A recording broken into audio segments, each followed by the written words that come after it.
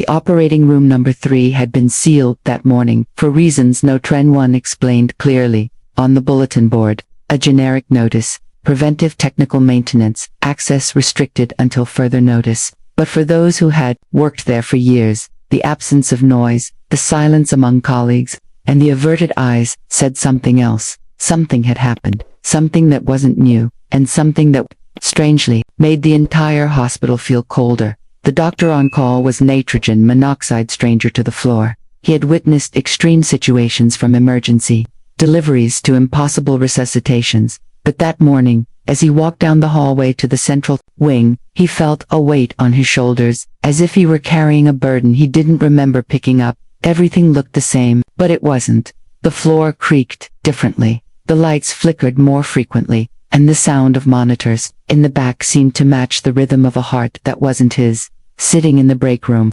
between reheated coffee and forgotten papers, he tried to review the day's cases, but one patient is a file in particular, dated 10 years earlier, had appeared among the documents, without anyone knowing why. The patient's name was familiar. More than that, he remembered every detail of that surgery, remembered the sweat running down his back, the sudden cardiac arrest, the defibrillator failure. He remembered the exact moment they declared death. And above all, he remembered the feeling that they shouldn't have done it. The case was closed. Like all the others, there were reports, signatures, records, but there was also something never recorded. That man's final look on the table, not of pain, not of panic, but of clarity. As if he knew he would come back. As if that moment was only a pause. Since that day, the doctor never entered that room again, even when IT reopened months later. He avoided stepping in. The official explanation said the room had been renovated, but older colleagues whispered about unexplained delays, missing equipment, deleted security footage, and strangest of all, 3 nurses who resigned shortly after the surgery. One of them has never been found in the following years. Every time he approached the operating wing, he felt a presence. Something invisible, but dense, like air loaded with memories that didn't want to be touched. The dreams started quietly. First, shadows, then, voices. Always the same phrase: you signed, now follow through. One night, after a tiring shift, he forgot his badge in the break room. He ran back, already past midnight. When he entered, all the lights were off, except one, a flickering bulb above an old cabinet that hadn't been used in years.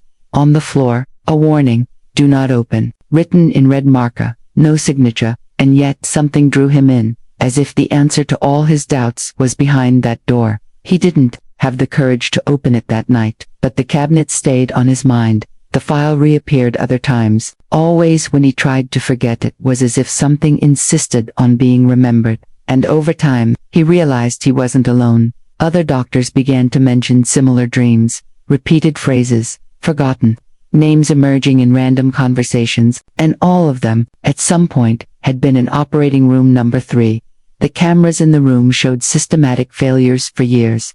Every time someone mentioned that day, the system would go down.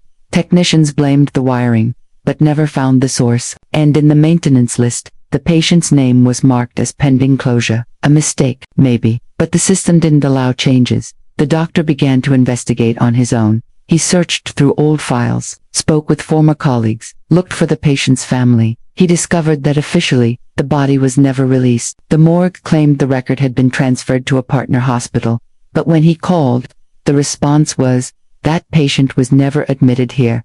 But we've heard that name before. With each new piece of information, something inside him weakened. It wasn't just fatigue. It was as if his body was struggling to keep existing in that time. He began to lose weight, forget names, mix up dates. Even the face in the mirror seemed to shift between versions of himself, and the notes began to appear, in his coat, in his folder, in his wallet. They all said the same: go back to the cabinet. On the morning he decided to open IT, he told 91 he went straight to the break room before his shift started. The hospital felt quieter than ever. The entire hallway was empty, despite being shift change time, and when he entered the room, he noticed the cabinet had been cleaned.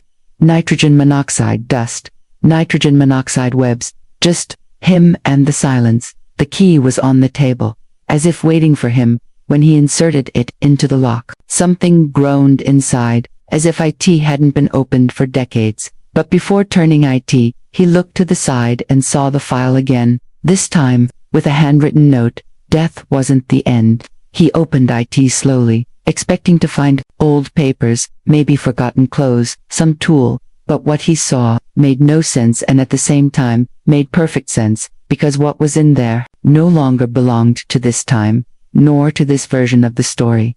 The image he saw would make him doubt his own sanity. But even if he closed his eyes, he'd still see IT, because IT wasn't just a scene. IT was a memory, one that wasn't only his, but of everyone who had participated in that surgery, and who now were being called back. 10 years of silence, 10 years of forced forgetting, but the cabinet never forgot. The hospital seemed to breathe around him. The walls vibrated, as if they recognized the opening of that compartment. And somewhere, a distant door creaked, the same room, 3, as if to say, finally. And you, have you ever wondered if everything that was marked as closed really was? The metallic sound of the cabinet door still echoed as a hesitant step withdrew across the old rubber floor. Inside, there were nitrogen monoxide shelves. No visible back, just a dark gap, far too deep for such a narrow piece of furniture, as if the space inside was larger than its physical structure. And in the center, wrapped in a surgical cloth stained with something dry and brown, a familiar object floated slightly, as if time inside that cabinet had been suspended. The fingers hesitated, but something stronger guided them, a silent, ancestral recognition. Touching the cloth triggered a kind of pulse, not heat, nor electric vibration. Something deeper, like the beat of a heart that no longer beat, yet still insisted. When the cloth unwrapped, the eyes recognized IT's stethoscope, but not just any stethoscope.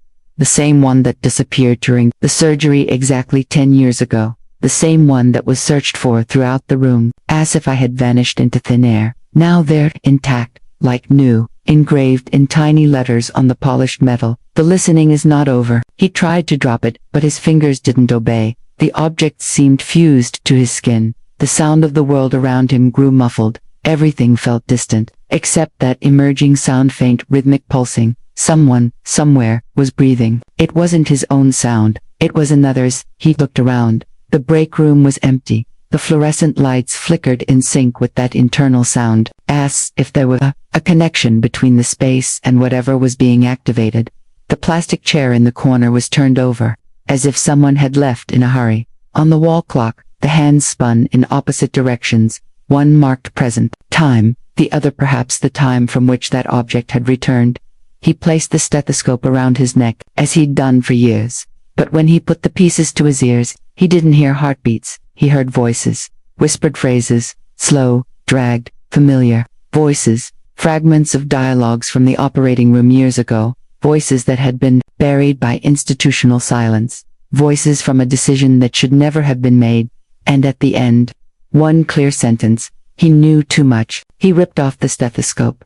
The sound stopped, but the presence remained, as if the walls had absorbed the words and were now breathing them back. He opened the door.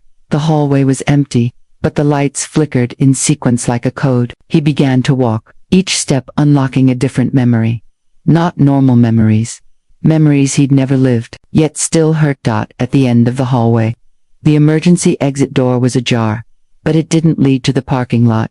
IT led to another corridor, with old tiles. The smell of ether and wet cloth was too strong for a supposedly closed space. The walls bore handprints, some childlike, others larger than any human hand, and they're pinned to a dust-covered bulletin board. An old incident report, no name, no node, date, just a photo of a lab coat hanging, and below IT, the words, missing. After second attempt, he felt the floor go soft under his feet, as if he were walking on a surface about to give way. The ceiling felt lower, the walls closer. The stethoscope in his pocket pulsed on its own, as if it wanted to be worn again. But now there was something. ELSEA, sound of held breath, not his own. Someone very nearby. He looked back, no one. But the footprints on the floor were new, wet, fresh, and the trail led back to the break room cabinet where IT all started. The cabinet, now closed again, and locked. He checked his pocket for the key. Gone. He looked around. The admission form, On the floor had a familiar protocol number, one he knew by heart, the same code from the surgery patient's file, the one who wasn't supposed to die, the one who, officially, never existed. He opened the envelope. Inside, a newspaper clipping, the report of a death during a procedure. But the date was in the future, exactly 2 days from today, as if the death had yet to occur, as if someone were trapped between the moment of mistake and the moment of punishment, as if time were holding its breath. The file slipped from the envelope and unfolded on its own. Inside, medical exams, but not the patient's, his own, with a recent admission date and a stamp. Extended observation, cyclical, behavior, truth, access, restricted. The stamp's ink was still wet. It smeared his fingers. He stepped back, and the lights went out. Only the sound remained, the sound of his own name being whispered, but from behind the wall, as if a version of himself were on the other side, watching from within. Then came that sound, the beat of a heart slowing, but not stopping. When the lights came back on, he wasn't in the same room. He was in another wing, one that had been closed years ago. But the posters were still updated. Staff photos, photos of himself. But the caption read, "Internal monitoring, do not allow exit." The stretcher in the center of the room had clean sheets, and a name sewn into the tag. The name he hadn't used since the incident. But there it was AS, if ready for him to lie down, as if he were the patient, as if he'd done this before. And maybe he had. A noise behind the door made him turn suddenly. The same sound of scissors hitting the floor 10 years ago, seconds before the collapse. This was no trend coincidence. It was repetition, a simulation, ORA punishment, without end. The file on the floor now had new notes. Patient refuses acceptance, repeats pattern, still does not understand the role, and below, its signature he recognized, his own. In older, wearier handwriting, the stethoscope returned to his neck on its own, as if something wanted him to listen again. But the sound now was different, a muffled cry, not his, not someone near. It was his, but younger, crying for something he couldn't remember, or didn't want to. The room shook slightly, as if something moved below the floor, but there was no trade alarm, no note voices, just the growing sense that he'd been there before, not once, but many times, and that always, when he got to this point, he gave up. He tried to leave. The door was open, but on the other side, just the break room, everything as before, as if nothing had happened, except one detail. The cabinet now had a new tag, and on it, a new instruction, a WAIT next attempt. And now, ... who really died during that surgery. Sitting on the edge of the gurney, his feet dangling as if they knew how to touch the ground, with certainty. He stared at the cabinet in the back of the room, the one that had started everything. But now, it no longer looked like ordinary furniture. It was almost like a living frame, a silent portal that returned only what had not yet been accepted, that which time tried to hide but could not keep buried forever. The sound of metal against silence made his stomach ache. The notes he found seemed changed. They were no longer where he had left them. Some looked aged, as if written years ago. Others seemed freshly printed, the ink still wet, but all carried the same pattern. Phrases that seemed meant for him, but that he had never written. Sentences like, "Do not touch the past with clean hands, and the mind doesn't forget what the system silenced." He walked to the window of the room, expecting to see the hospital courtyard, but the glass reflected something different. The room where he stood did not mirror his image with precision. There was a slight delay, almost imperceptible, between his movements and what the reflection showed. And worse, for a moment, he saw something else, their figure in the background. He didn't turn. He knew that if he looked, it would vanish. The radio turned on by itself. Static, then, a recording. The voice was familiar, his own, but what it said made no sense, or too much sense. You can't go on being only what you remember. You must accept what was forgotten. The radio crackled, burned out, silence again. The light above him began to flicker, like a breath faltering. The papers now seemed to multiply. They would, in unlikely places, inside the cleaning cabinet, under the mattress, stuck to the ceiling. All bore the same signature at the bottom, his own, but in different handwritings, some older, some childish, some trembling, as if he had signed in different stages of consciousness. The room's mirror was covered with a dark cloth, When he removed it, he saw not just his face, but layers of it, overlapping faces, different ages, fragmented moments in still images, all giving him the same look, one of judgment, of compassion, of despair, the same look he could never forget from that surgery 10 years ago. On the wall, a calendar, only the current month, but every day marked with the same word, repetition, no future dates, no different notes, as if every day, no matter what he did, led back to that moment, that scene, that mistake. He decided to leave the room. The corridor was no longer the same. The pictures had changed. The signs had strange symbols, like deformed letters, and for a few seconds, he thought he was on another floor, but he knew it was the same one, just reconfigured, adapted to that return. He found a badge on the floor, his face, but the name wasn't his. It was another, one he had never used. But it seemed to scream when read, something that vibrated in his ribs. A hidden memory forcing open a door he had always avoided crossing. Turning the corridor, he saw the old operating room, intact, as if still functioning. But the clocks showed reversed times. The beds were empty, the lights off, and the air, the same as the night. Everything happened. Cold, dry, sharp. A recording played on loop on an old monitor in the center of the room. It showed the surgery preparations. Nurses, surgeons, instruments, everything normal. Until the collapse. But something was different. The camera showed angles he had never seen, as if someone had recorded from an invisible spot.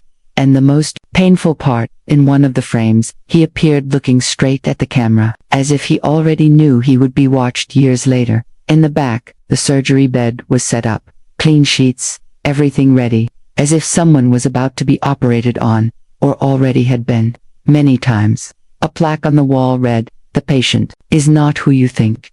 He looked at the bed again and saw, for an instant, his reflection lying there, motionless. He tried to leave the room. The handle gave way, but the hallway no longer recognized him. The doors had rearranged. Now, a sequence of rooms numbered only with even numbers, no odd numbers, as if something had been excluded. Room 10 was slightly open. He went in. Inside, the ambient sound was different, older, like it had been pulled from a VHS tape. The colors were faded. There was a moldy smell, but everything felt familiar. An identical cabinet to the one in the break room was there, open, empty, but with a paper taped inside the door. Find the witness. Back in the hallway, he saw a figure at the far end, back turned, white coat, motionless. He called out. No reaction. He approached. When he was about to place a hand on the shoulder, the figure evaporated like dust. On the floor, a broken badge, the same alternate name, the same face. He felt increasingly out of time, as if he were passing through replicas of reality that overlapped. He began to notice changes in his own body. His voice changed slightly. The writing in his notebook no longer matched his memory. Some letters appeared on their own, as if written by other hands. In the cafeteria, he found a tray with hot food, but no one nearby. A note under the plate read, "You've already begun to disappear." And behind the note, a photo of the surgical team with him in the center, but a burnt hole exactly over his face. The windows showed a distorted landscape, like a city in Negev. Cars passed by, but without sound. People walked in slow motion, and no one looked at the building, as if the hospital had been unplugged from reality. A separate module, to contain something that couldn't escape. With every step, the surrounding sounds became more internal, like hearing thoughts that weren't his, voices coming from within, but speaking together, repeating, sin, accept, end, like a sentence, like a ritual repeated for far too long. The security cameras flickered, then froze. In one of them, on the monitor, he saw himself, but sitting in another place, at another time. Watching the recording, he'd only see hours later, as if reality had already been edited, just waiting for him to reach the right scene. In the bathroom, the mirror was covered in finger marks. Who entered wasn't who left. When he washed his face, the water ran dark, as if something inside him was being expelled, and in the drain, a piece of cloth stuck, the same one that covered the stethoscope. Suddenly, the alarm sounded, but not the fire alarm. It was a single tone, a sharp note, constant, a sound that triggered something visceral, a calling, as if something was finally ready to happen. The lights went out, and a single flashlight, from nowhere, lit the floor. A head. He followed. He knew the path would end where it all began. The cabinet door was open, but this time, there was someone inside. Inside the cabinet, the space was larger than the furniture allowed. It was as if the interior had expanded, formed by walls lined with old files, stacked folders, and photos held by rusty clips. In the center, a chair facing backward, occupied. The sound of breathing was low but rhythmic. It didn't sound like someone resting, it sounded like someone waiting. He didn't dare speak, just watched, as if the scene were alive on its own. On the side of the cabinet, there was a metal box, labeled "Re-entry." Upon opening it, he found several hospital wristbands, all with his birth date, all with different names, each accompanied by a label: acceptance, rejection, failure, adjustment. Some were stained with red ink, one of them still wet. The figure in the chair stood up slowly, without turning, and yet, he knew it was identical to him, not in appearance, but in presence, a type of emotional duplication, a reflection that had escaped the mirror to take physical form. When it turned, its face was covered by an old, yellowed surgical mask. But the eyes. The eyes were his, just more tired. The figure walked toward him, unhurriedly, and handed him a sealed envelope. It said nothing, but its presence spoke. It said, "You already know the contents, you just need to acknowledge them." And then, it vanished into the darkness of the cabinet as if it had been pulled into a parallel plane. The envelope weighed more than it should. He hesitated, but opened it. Inside, a single page, an audio transcript. His voice, years ago, but the content. Impossible. The voice said, "If someone finds this, don't try to save anything. It already happened. You're just reliving a previous attempt." And they all failed. The difference is that now, someone is watching. The text ended with a future date, a date that hadn't yet come, but somehow, was already too close.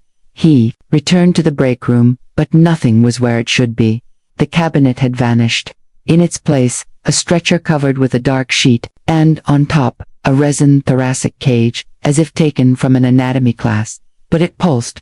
There was life, or memory of life. As he approached, he saw, stuck between the ribs, a badge with his face, but no name. The walls were now covered in mirrors, all with small cracks, as if they had already been attempted to be broken. But each reflection showed a different detail. In one, he had light eyes. In another, gray hair.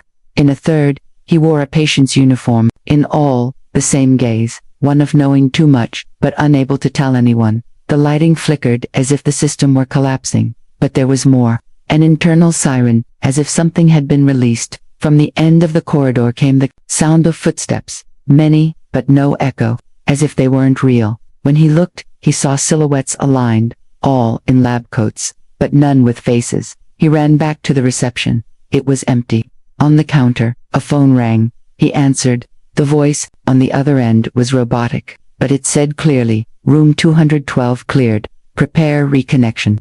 The phone hung up by itself, and the silence that followed felt like it weighed tons. He went down the stairs. The elevator didn't work.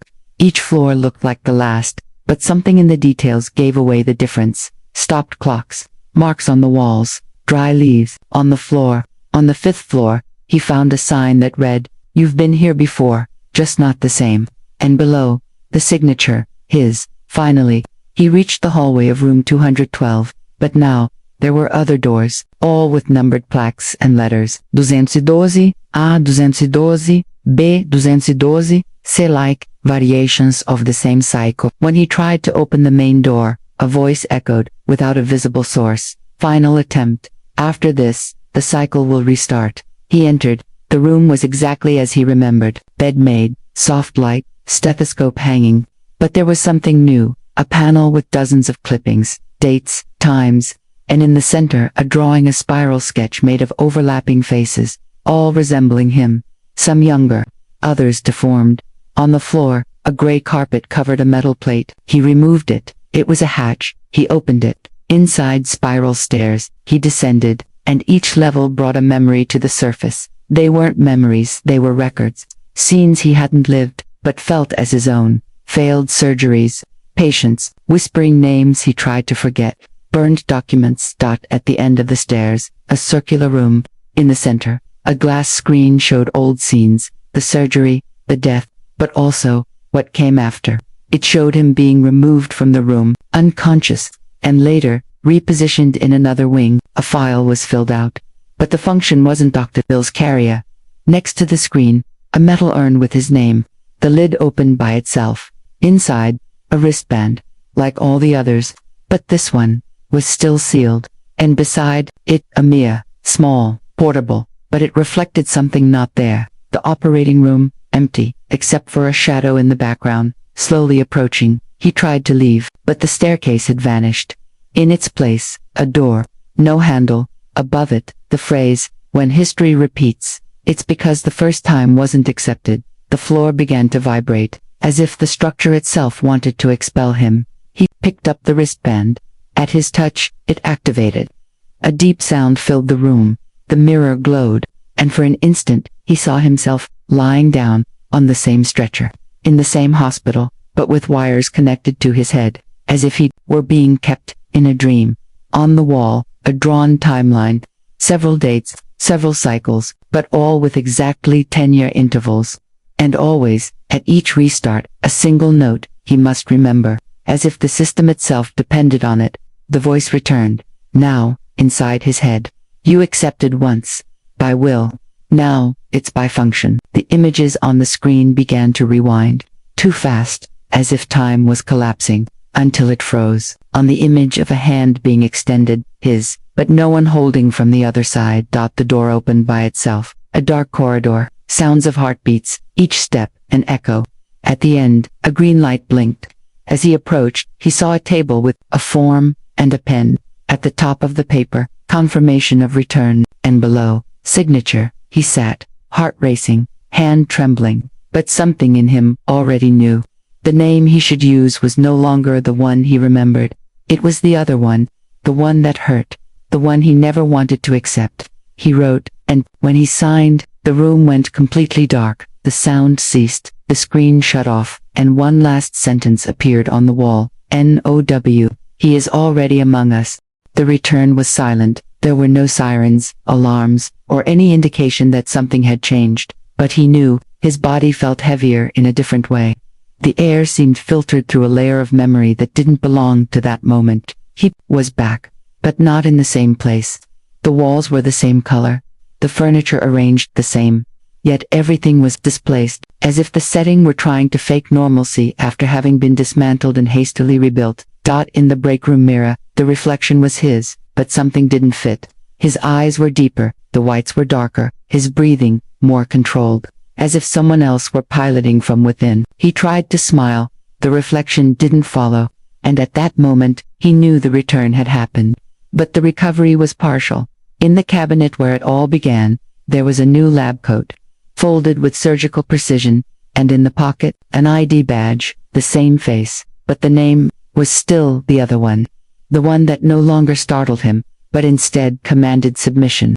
When he touched it, the room's light flickered, and for a split second, he felt the room was full, filled with past versions, all silent. In the hospital corridors, no one mentioned the disappearance. No one asked about him. Eyes avoided direct contact, as if everyone knew, but had signed a silence agreement, and that hurt more than the doubt. The realization that the system not only allowed but relied on collective forgetting. Passing by the recovery wing, he saw a young patient, eyes fixed on the ceiling, but murmuring, and what he said was his former name, repeatedly, like a mantra, as if something inside him knew, as if the story were leaking through the cracks of other realities, as if everything were starting again through another channel. He tried questioning supervision. They said room 212 never existed. It wasn't on any maps. They showed updated blueprints, no trace, no record, but he knew, and more than that, now he carried 212. It was inscribed, in his mind, tattooed into his bones, like a frequency only he could hear. At night, the nightmares returned, but they were different, no longer the operating room. Now, it was a waiting room, empty chairs, an electronic counter stuck at and a single door. Above it, his name, blinking, fading, returning, always the same name, always the name now accepted. The phone in the break room started ringing again, always at 3:18 a.m. When he answered, no voice, just the sound of heartbeats, slow, deep, and in the background, a child's voice repeating, "It's almost complete, just a little more." He'd hang up, but the next day, it would ring again. Always, always, at the same time. He started writing. He had to document, but the words slipped away. The sentences erased themselves, as if something inside him wanted to tell, and also protect. He wrote on loose sheets, locked them in drawers, but days later, the papers appeared in public spaces, bulletin boards, cabinets, even inside patient files, as if the system wanted to spread it, but in fragmented, disconnected pieces. A nurse jokingly said she'd seen an old video of him circulating on the internet. He denied it, but when he opened the link, he saw himself, sitting, talking about a patient he had never treated, and in the background, someone standing, with the same face, just older, and the video's date, 10 years in the future. Internal cameras began to fail, but only during the times he was alone. The head of security said there was strange electromagnetic interference, joked that the hospital must be haunted. He laughed along, but inside, he knew it wasn't a joke. It was protocol. In his locker, he found a diary, didn't remember writing it, but recognized every word. Each page described exact moments from the last decade, but lived by someone else, or rather, by another version of him. And at the end, a phrase, "When you read this, you will have already accepted," and below, his signature. In a different handwriting, a new patient was admitted, no name, no documents, entered in a catatonic state, and in his file, the only filled-in field was the number, 212, when he touched the patient's wrist. It felt like he was touching himself, an emotional echo, a return. The board asked him to do the triage, but when he entered the room, the bed was empty. On it, only a paper, function transferred. Await new activation. It made no sense. But then again, nothing ever had. In his home mailbox, notes started to appear, small, typewritten, "Stay calm, you were chosen, don't resist. Waking hurts more." He threw them away, but they returned, always in pairs, always with the same stamp, a 2 inside a 1. In his car's rearview mirror, for brief moments, he saw another face, no beard, light eyes, but the same feeling, ancestral exhaustion, as if the reflection were a narrator of everything he couldn't remember. He tried filming himself sleeping, wanted proof, but the videos glitched, or worse, showed him getting up, opening drawers, whispering names to no one, and then looking straight into the camera, saying, "Stop trying," and shutting the recording. One afternoon, he was called to the director's office. On the table, a contract, officialization of permanent function, no position, no salary, just terms of permanence. He refused to sign, but when he turned the page, it was already signed, in the same handwriting from the diary. In the surgical wing, he found a new file with his photo, but the date was old, 12 years before his birth. He confronted records. They said it wasn't an error, that the system allowed overlaps in special cases of functional recurrence. Next to the hospital, a new construction began, said to be a data center. But the workers greeted him by his old name. Some called him veteran. Others just smiled and said, "Welcome back." He didn't respond, but inside, he felt like it had all happened before. One night, looking over the city, he saw lights turning off in sequence, as if following a pattern, a rhythm, a code, and in the sky, a single star shone brightly, lasted seconds, then vanished. On his watch, the hands froze at the number 18. He received an envelope. Inside, a single paper, blank, but under blacklight. The phrase appeared, "The next entry will be your last. Prepare." He tried to tear it. The paper restored itself the next day. 3 times. The following week, the hospital staff was replaced. Without warning, new faces, new coats, but all looked at him with familiarity, as if they already knew him, and each one had on their badge the same letter, R. He gave up resisting. Now, he just observes. Records, serves. The hospital keeps operating, but he knows, it's not a place for healing. It's a cycle, an identity. Recycling center, and he is one of the conductors. He wrote down everything he could, sealed it in an envelope, hid it behind the wall of room 212, left a phrase written on the door, "If you got this far, it's because you already know too much." And now, he no longer sees himself in the mirror. He sees the next one. Someone about to forget their own name. Someone, like you,